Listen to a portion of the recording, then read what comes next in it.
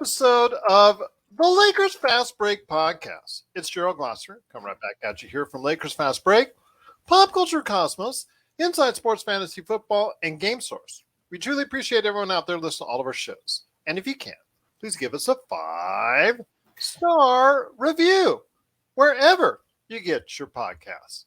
Plus, if you can like, share, subscribe, or do anything that you can to support us right here at the Lakers Fast Break, Pop Culture Cosmos, Inside Sports Fantasy Football, Game Source, the great guys at LakersBall.com, the great guys at LakerHolics.com. And I also want, before we go ahead and give a shout out to our friends at the Hoopheads Podcast Network, I do want to mention I am so appreciative of all the new subscribers on YouTube that we've gotten in the past week. So many props to you all, and thank you so much for watching. And of course, the great folks at the Hoopheads Podcast Network. And if you can support all that, it is sincerely appreciated. Well, we got the news actually yesterday that LeBron and AD were not going to be able to make the game today, but there is some hope on the horizon for the Lakers that they may still yet get into the playoffs, because Friday night might be a good night for the Lakers because LeBron and AD might actually play in tomorrow night's game. So I'm looking forward to the fact that they may actually go and be part of the game once again. But for today, you know, the Lakers without LeBron, without AD, it's unfortunately no chance, as I will give them credit for trying to stay in the game, but they could never really overcome and just get over the hump. And unfortunately, they were down all the way, pretty much the entire game, to the Utah Jazz, and they end up losing 122-109. Russell Westbrook, 24 points, and we will discuss Russell Westbrook here in a minute. Dwight Howard, 21 points, 12 rebounds, another callback to his days of yore. Only 14 points from Malik Monk. Carmelo Anthony at 12, THT at 11. But really the standouts were Westbrook and Howard. But unfortunately, at only 28% shooting from the three-point area, it just really wasn't enough, as the Lakers again fall 122-109. And here today are some great guys, as always, great guys indeed, that are always here and part of the Lakers Fast Break here. The first man here, good man indeed. Got to go and check out what he's doing at LakersBall.com. He is Ox1947 right there for you, chatting away. And I don't think that he was too mad, because this was not unexpected as far as the result is concerned when you don't have LeBron or AD. But to really not get a chance to overcome a struggling Utah Jazz team was kind of disappointing. But it is Joe Soro. Joe, great to have you here, my friend. Again, you can't be too surprised at the outcome, but I'm certainly hoping that tomorrow night against the New Orleans Pelicans at home at the Crypto.com arena, we'll get LeBron and AD back, and the results will be a lot different. Well, I'm hoping. I didn't say I was guaranteeing anything. I'm sure the defense is going to be much better.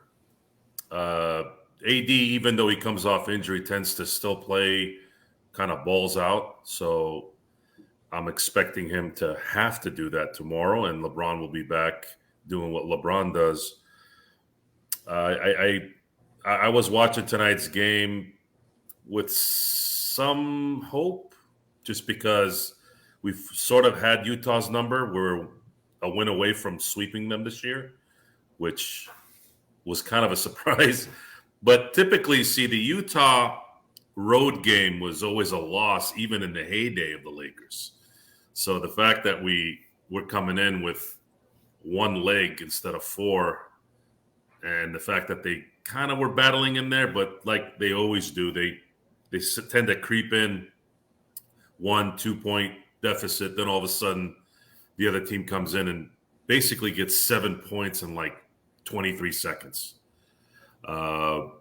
It's just frustrating. Can you at least, but that's the NBA. That's the part of the NBA that's hard to still register a little bit. It's just a different game. We're talking about all these numbers, and this person had 12, this person had 18. This, Malik Monk had what do you have? 28 in the last game in Dallas, and he had 6 threes. Stats have become empty all the way around, like a 300 yard passer in the NFL. So what is the evaluation during a game? The evaluation is who's going to score the most points. And it looks maybe a little bit like how it was in the 80s. I remember a lot of 120, 118 games in the 80s. I don't know, Tom, am I right on that? I mean, I was still kind of young, but a lot of 130 to 120 games. Right. So, 140 to 120 and that's the one thing with the NBA that's different than everyone else. And it's funny when people talk about, well, this era and these rules and all that. Yeah, I get that they played a little bit harder back then. But then I started, and again, guys, you have to have a certain body to play the NBA. It's just the way it is. And it's really hasn't really changed. I know the speed's gotten better. I know somebody like LeBron has skewed that a little bit, but there was a lot of people out there that said Len Bias was kind of like the LeBron of his time. Unfortunately, we didn't get a chance to see him play due to his untimely death. But all in all, I think the eras can definitely work, except maybe if you start getting into the 50s and 40s. But we're looking at a somewhat of a renaissance and new wave type game. And in 2020, the reason why it worked is I thought we had a team that stopped that Golden State Warrior type 7 seconds or less thing, and then all of a sudden it stopped. We kind of lost the right players to continue that, or we didn't have enough depth or time to do it. And this is a prototypical game that explains that. The Utah game tonight was Utah's known for their offense. They have their anchor in Gobert. And if they start making threes, I think they hit 9 threes in the first half. You're just not going to, and you're in Utah, you're just not going to win that game. And a lot of times you're not going to win that game, even if you're at full strength. Tomorrow is, I would say, tomorrow is a do or die game. The latest do or die. I would say it's pretty accurate that tomorrow's game will probably be the do or die game. If they win tomorrow, heavy odds it'll also be the low point of the season. Yeah, it'll likely carry them the last 5 because now they're like, okay, we're battling San Antonio and New Orleans, and we got a game up or whatever, and then at that point we can see if they have enough muster to get to the 10th spot or the 9th and play each other. I don't know who. I would love to take Pop out. If Pop can get the 10, we get the 9. I'd love to take Pop out because I think this is his last year. So what do you think the odds are? What do you think the odds are that we're going to make the play-in tournament now that we have concrete evidence that even though both are coming off of injuries, they're scheduled to play on Friday, which would mean they would get the last 6 games together. And some of those games, the other team may not care about playing, against the Lakers. They may be resting people. Well, there's a couple though. They're like when we play Denver, and there's other, a couple other games that there still will be there'll still be something at stakes. Yeah. So let's talk about that. Let's put it in perspective for everybody. The Lakers with the loss tonight, they fall back down in a tie. They fall back down in a tie for San Antonio, but in the tiebreaker, they fall down to 11th place. They are 31-45. Just want to let everybody know where they're at. They do play tomorrow night against New Orleans. Most likely they will not catch New Orleans. I think the percentages last night when I was hearing it, even before the Utah game, was like under 10% that they will catch and pass New Orleans. Because remember, even if in the tie, that New Orleans has that tiebreaker as well. So basically what we got to try to do at this point is try to get enough wins under the belt to get forward to past San Antonio. San Antonio has 2 easy games with Portland mixed in its final games, which is kind of concerning to me. So we'll have to see how it goes from there. But LakerTom is here from LakerHolics.com. Please be part of the conversation today from LakerHolics.com. I understand you've got a smile on your face, and really you can't be too upset because we already knew the outcome going in of what it would be. Even with a struggling Utah Jazz team, we knew going there is always a hard deal for us. It's just that they like you said, and like Joe said, tomorrow night is a critical game for the Lakers if they have any hope of retaining their season after the season ends. Well, I thought we played well tonight. I give the guys credit for not quitting. The problem is we're just not talented as the other teams are, and we're not as big. Well, let me ask you this. Russell Westbrook, the past week to 10 days has been more or closer, I should say, to the Russell Westbrook everybody was hoping for this entire time. No, we don't want to keep him. Yeah, I'm just telling you, I want to hear your thoughts on this as far as Russell Westbrook is concerned. I want to hear your thoughts from both you and Joe on this before we head to the awards categories that we were going to go ahead and hit up today. Tom, go ahead. Well, even before I give you my thoughts on that, let me just finish the one thing that I thought that was interesting is the Nets have gotten back. The Nets and the Lakers are both like in the situations of going to be the teams that nobody in the East or West wants to play in the playoffs or in the play-in tournament.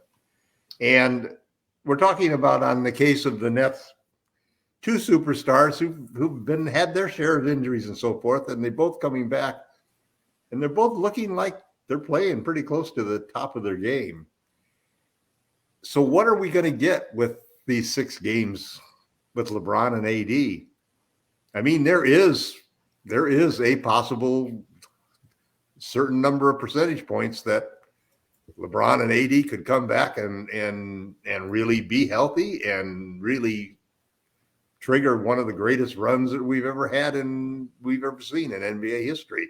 Coming from 11th place with 6 games to go, they carried us to a championship. There couldn't be anything more tremendous than that as far as something to go, but it's obviously, a single-digit percentage, low one that you're going to get that. But at the other end, probably just even as big a chance, one of them is going to break down, man. One of them is not going to be able to recover from, and we're going to end with not with a bang, but with a whimper like we did last year, where one of the superstars goes out and the other can't carry us past the team that's, in that case, a team that was destined to go to the conference finals at least. So in a lot of it, we'll find out the answer tomorrow because nobody knows. The first question is, will they both be cleared to play? Then the second question is, when they play, what kind of effort and performance can we expect from them? I think we've all agreed now that it's not a question of our role players. We would need to have a Hall of Fame performance from our 2 superstars in order to do anything in these playoffs. And anything short of that will leave us somewhat short of winning a championship. Well, that's going to be something I agree with you that there's still a lot to work on, and the hope is fading fast. But Joe, I want to hear your thoughts. I'll get back LakerTom on Russell Westbrook. But before we hit the awards, before we head on out, I want to go ahead and ask you on Russell Westbrook. Again, I'm not saying he's a Russell Westbrook we should have had all along, but in the past 7 to 10 days, there is a marketed improvement in the play of Russell Westbrook. I'm not saying keeping him, because you know me, I never wanted him on the team in the first place. I'm just hearing your thoughts. I want to hear your thoughts on his play, the reasoning for it.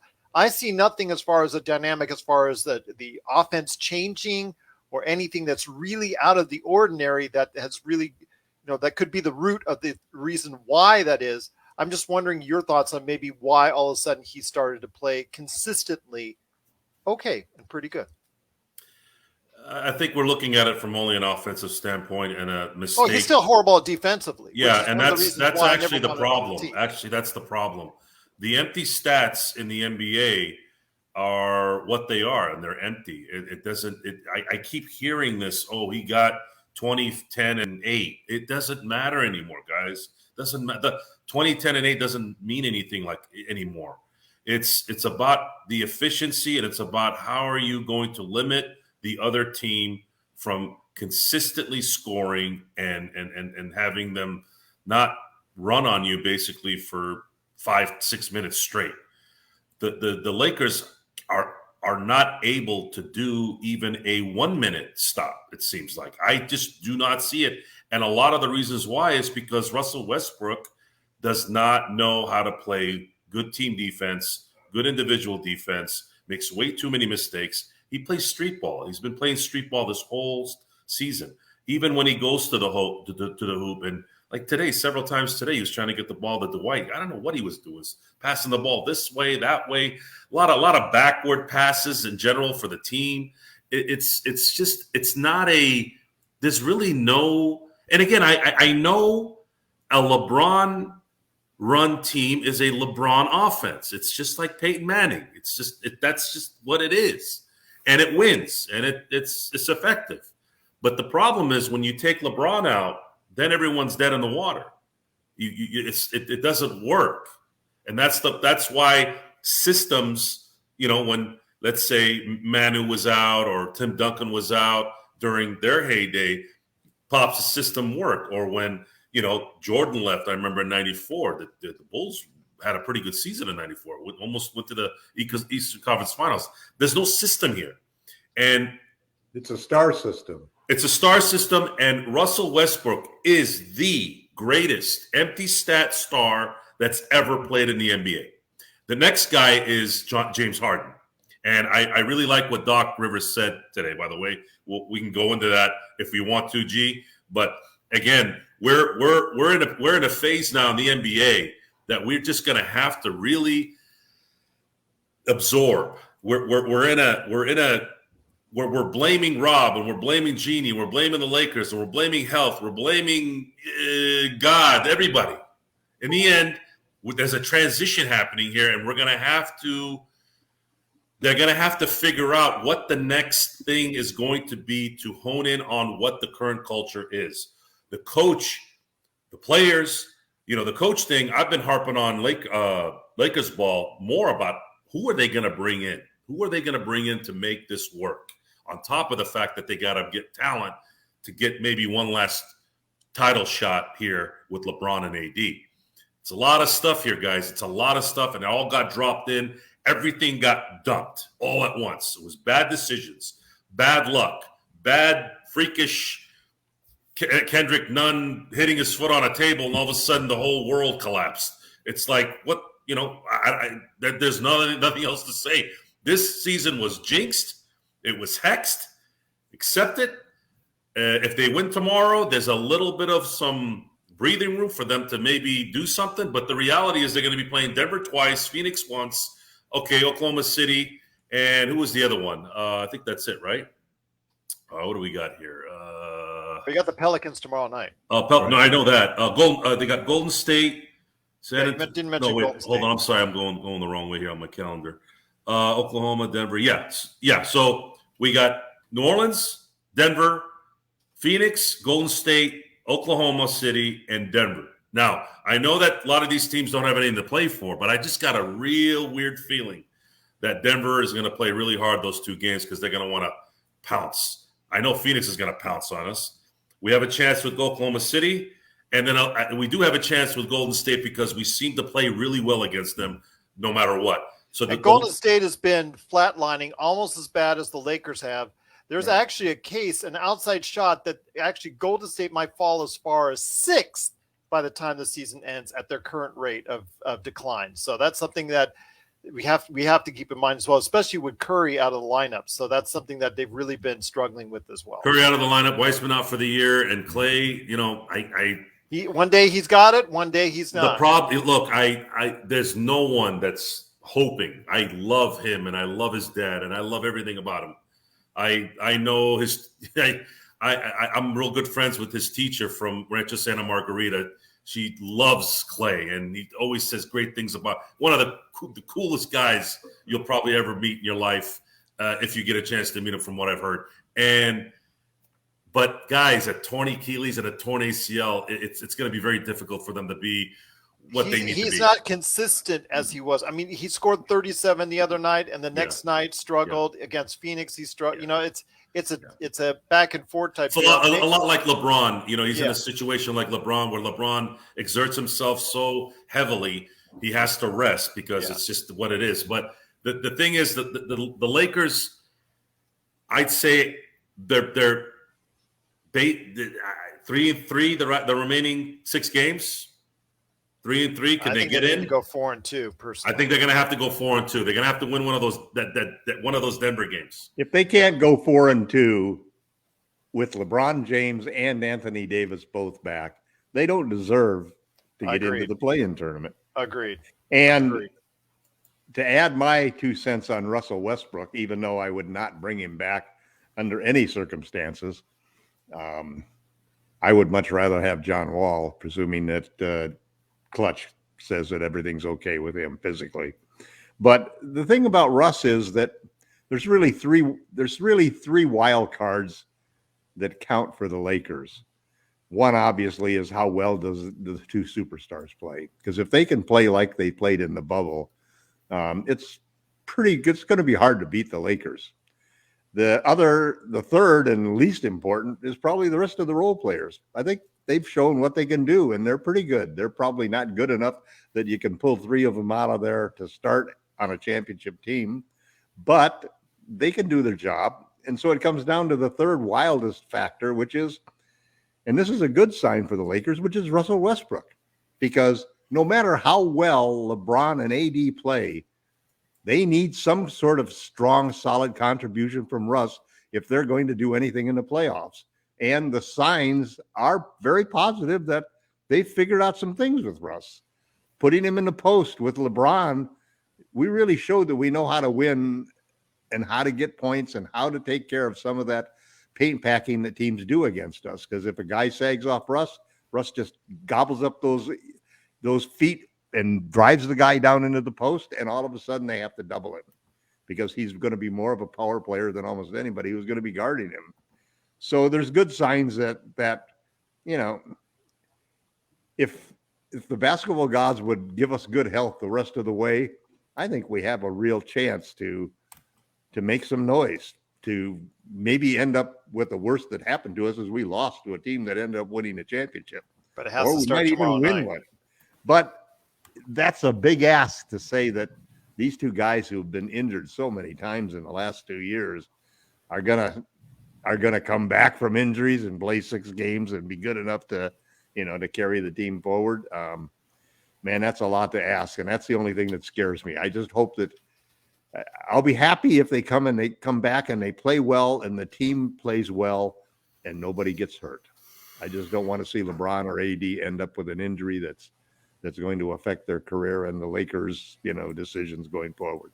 That would be the worst thing that could happen to us. And we all remember what happened with Kobe when you work him to death and you just count on. I mean, is the chance, there's a big question that really deserves to be asked, which is the chance that we could end up injuring one of those two guys for this 2 or 3% chance that we could win a championship. Is that worth it?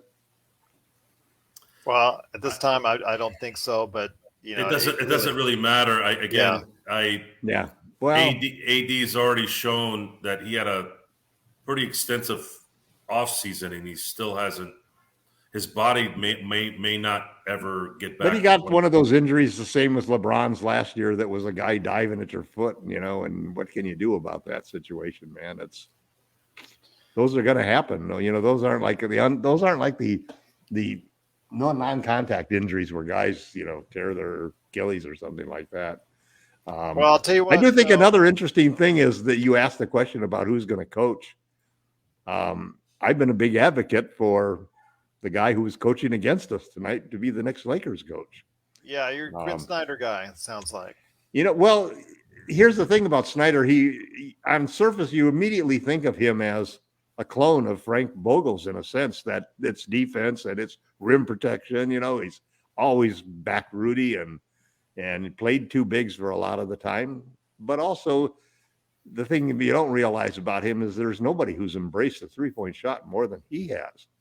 And Utah leads the league last year and they're second this year in the number of 3-point attempts made and the number of 3-point shots made.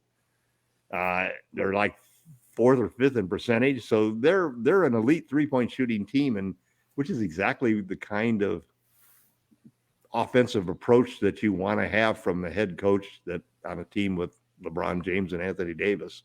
That's why I think he'd be good.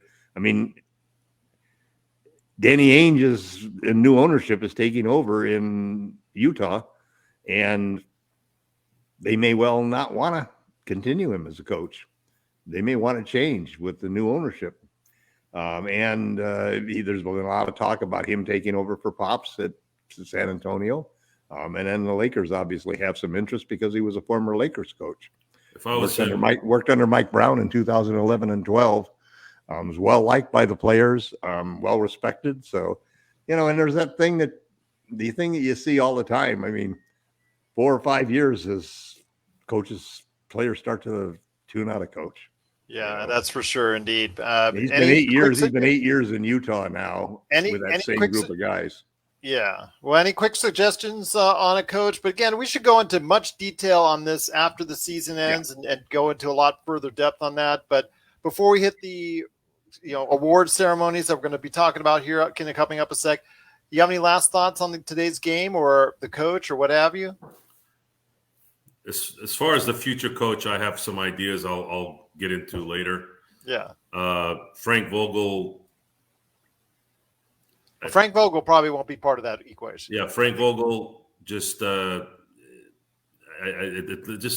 not listening to him. And if you're a somewhat young team, which we're not, maybe he could have figured out a way to make them play some defense, but I don't think our guys are capable of doing a Frank Vogel defensive setup, and it is what it is. We're going to have to accept the fact that I think Frank's got another few weeks here, and I just hope they do an extensive search that they really do their homework, because I think that's just going to be as important as getting rid of the Russell Westbrook contract. I'm not joking when I say that. It's going to be just as important to find the next coach than it is to get rid of Russell Westbrook. And I say that because what if we end up finding out that the coach that we get next might be able to maybe fix or work something out in case we have to stick with him? Because I know if I'm a GM in the NBA, I know I'm going to try to fleece the Lakers. I know I'm going to try to fleece them. And if they get to a point where they're like, we can't trade him, we can't risk destroying this team after the 2023 season, you got to at least get a coach that can try to work it next year then, if he's going to be on this team. There's a lot of things that they got to figure out. A lot of things. And those are the two things you got to look at. That's for sure, indeed. But once again, the Lakers do fall in Utah without LeBron and AD, 122-109. Before we head on out, guys, once again, we're talking about something a little extra before we head on out. And today, we're going to talk about not one, but two of the regular season awards that are about ready to be handed out. It's coming down to the wire in one, and the other, well, it looks like it's already a done deal. So we'll start with the one that's coming down to the wire with three. Well, not one, not two, but three great options, and that is NBA Rookie of the Year. Right now, Vegas has the odds spread out. Evan Mobley of the Cleveland Cavaliers, who is the front runner for most of the season, it's kind of faded a little bit. And in his fading, we've seen two, not one, but two players come up and rise to the ranks to be very competitive in this race. First is, we'll go with Toronto, and we saw this firsthand, and he had an amazing game until the very end when Russell Westbrook, of all people, snatched the ball away from him, and he made a rookie mistake. It is Scotty Barnes, who I think is doing a tremendous job. I remember the famous quote that my good friend Rafael Barlow made, and he said, "Why would you get a number 5 pick on a glue guy?" And he's actually been a lot more than a glue guy. He looks like he's going to have a very strong future. Great two-way player. Very pleased from everybody I hear in Toronto on how well he's doing. He's going to be right in the mix. And also as well, Cade Cunningham, the number 1 pick. He's been playing for Detroit, so I put that in perspective because how bad Detroit has been over the course of the year, but he is improving. He is actually right now leading in most of the categories as far as rookies are concerned. So, guys, I put it to you before I share my pick. I'll start with you, LakerTom. Of those three individuals, because I don't think anyone else, Wagner, that's in Orlando. There's Josh Giddey, that's in Oklahoma City. They've all had good seasons, But I think it's down to one of those three young men, and you could be a winner either which way. Your thoughts on who you think should be the NBA Rookie of the Year before we head on out? I think this entire class has been really strong. Really solid. Absolutely. You go down the line. I mean, that Giddey kid is really good, and I always loved the guy that Sacramento got. I think he's probably he could be Davion Mitchell. He could be the best one-on-one defender in the league. Kuminga has been a surprise in Golden State as well. I'd have to go with Scotty Barnes in my opinion. Hold on, Joe. Hold on. I think Scotty Barnes has shown the most, and frankly, if Mobley hadn't got injured, he'd probably walked in with it. You know, he opened that injury opened the door for Cade and to get in there and compete. And Cade's got good numbers, and it's just that his team is not very good. He's one of those guys that just collects stats just by playing the game. Yeah, you know, and you don't really realize he's having a great game at the end, and he's involved in a lot of plays, and he's really become a force. He like you said, he leads in so many categories and such, but he is playing with Detroit, and Toronto's playing really well, and a big part of that, yes, I think, has been Barnes. You know, I think he's really ignited that team. He gave them a spark that they really needed. He's a real energy guy, and so he gets my vote. Joe, who do you have as the Rookie of the Year? And then we're going to hit up on the Sixth Man of the Year before we head on. Well, it's interesting that Mobley, Cunningham, Devon Mitchell, you're hearing a lot of elite defending players. Yep. I think that's kind of interesting how this class was somewhat they didn't really know. No superstar. There was no superstars. No superstar at the top. But what's been intriguing, a lot of rotational players, right? But what's been intriguing is this just an anomaly, or the NBA franchises really like what happened? Why all of a sudden we've got the top rookies here that are just becoming defensive stalwarts even in their rookie years? Because if this is the case, you know, this is what's going to be. Are defenders born or made? That's the big question. There's an attitude when it comes to playing defense that I believe is you're born to stop. You're born to protect, right? I truly believe that. I truly believe that that it is in you, and then you enhance it by maybe a certain coach kind of brought it out of you. Maybe a particular system did it that made you feel more confident, and now you've got pride in it. Or you started off as a defense first player until your skill levels on the other side caught up to it. Well, it makes sense. But you almost have to start off that way in order to be a great defender, don't you?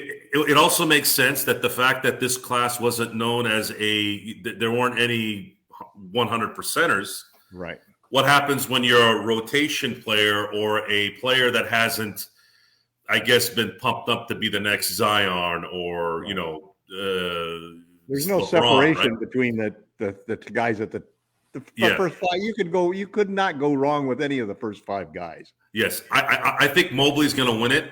Right. I think the fact that Cleveland is winning the way they are, and no one kind of expected that. And, you know, I know Cleveland has some talent on there with even Love's kind of resurgence. Do you see a Luka or a Ja coming out of this group?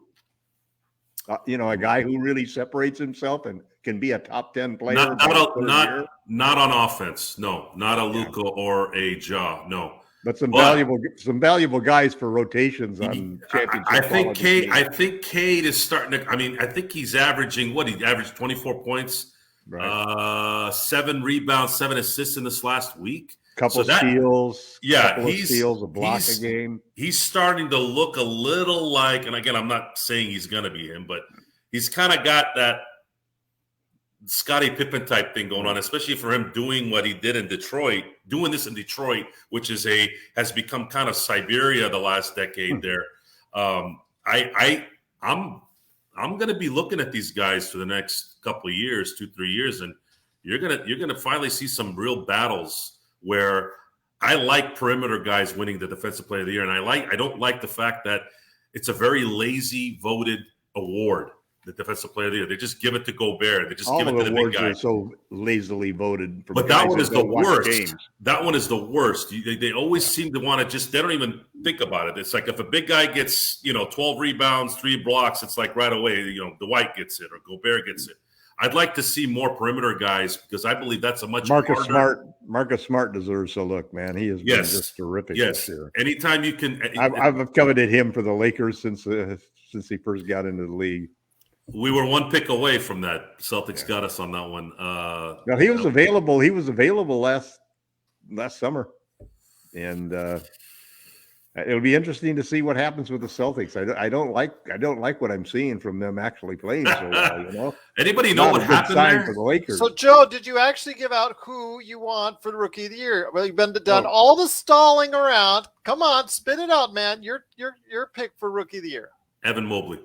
There you go. I will take Scotty Barnes. I think in the past week, Scotty Barnes had, because of the health factor, I think he has nudged ahead of Evan Mobley, but they're all great choices. I also think you need to reward winning, and that's why I would not pick Cade Cunningham over either of those individuals because of the fact that they've been such a part of the But winning. this is an individual award. Empty stats, Joe. It's true, but this is an individual award. This is, rookies don't. They say that about MVP too. It's an individual let me give award, you. You've got to be a winner in order to get it. Well, let me give you a final individual award that we'll talk about before we head on out, and that is Sixth Man of the Year. And if anybody says anything other than Tyler Hero, I just think I don't know what you've been watching because it certainly has been the NBA. I mean, you could say Kevin Love, you could say Kelly Oubre Jr., you could say Jordan Clarkson again, who's won it before. Really, you're not going to be able to go far because Tyler Hero on a team I'll go where I want to go, G. What? I'll go where I want to go, okay? Okay, you go where you want to go. Lousy group of candidates this year. Who are you picking for Sixth Man? Of course it's Tyler Hero. He's averaging 20 points a game off the bench. His team is number 1 on not right now, but they were. This team is overrated. Okay, then who would you pick for Sixth Man of the Year? Tyler Hero. He's still overrated. Let me get back to what I was saying. And then so we could close it on out. Okay, most valuable player. It says most valuable player, and then it says Rookie of the Year, Sixth Man of the Year, Defensive Player of the Year. To me, this is my interpretation. If you're going to live by what the word says, you're saying most valuable player, not player of the year. Correct? Yes. Guys, am I right on that? Okay. MVP means most valuable player. And usually they give that to someone who's got a top 3, 4 in the conference and has got an amazing year, right? Boom. The Rookie of the Year, the Sixth Man of the Year, Most Improved Player of the Year, I don't think these should have any team situations involved. It's a player performance award. So from a player performance award, I want the best player at that particular award. The problem is that there are no specific rules designating what you should vote on. And the criteria that every one of the voters uses is totally different. And that's either the beauty of the award or I'm going by what it says. Indignity of the award. I'm going by what it says. It says Rookie of the Year. It doesn't say the most valuable rookie. It says Rookie of the Year, and then MVP is the only. But how much that rookie contributed to winning games is a valid thing to judge by as the Rookie of the Year. They're all great choices. They're all great choices. And if you have any choices out there, folks, please go ahead. Lakerholics.com at Lakers Fast Break, LakersFastBreak at yahoo.com, or stop by the Game Time chat each and every game at Lakers. And be depressed. Yes. Well, you'll be able to chat about other things outside of the Lakers. So we can go ahead and you guys can have great conversations there as well. But I will say again, the Lakers do fall in Utah 122. Season starts. Yes. Well, 122 to 109. The season will be starting tomorrow against New Orleans. We're heading home to the Crypto.com arena. There you go. It's a Friday game too. Yes. Joe's all pumped up. LeBron and AD are hopefully going to be back. Thank you so much for the thumbs up, JC Connor. We will be back tomorrow night, Friday night, after the game, hopefully talking about a Lakers win and the Lakers moving back up in the Western Conference standings. So we'll hopefully be able to talk about that. But please be a part of our conversations tomorrow night. And thank you so much for watching and listening. And we'll see you tomorrow night right here at the Lakers Fast Break Podcast.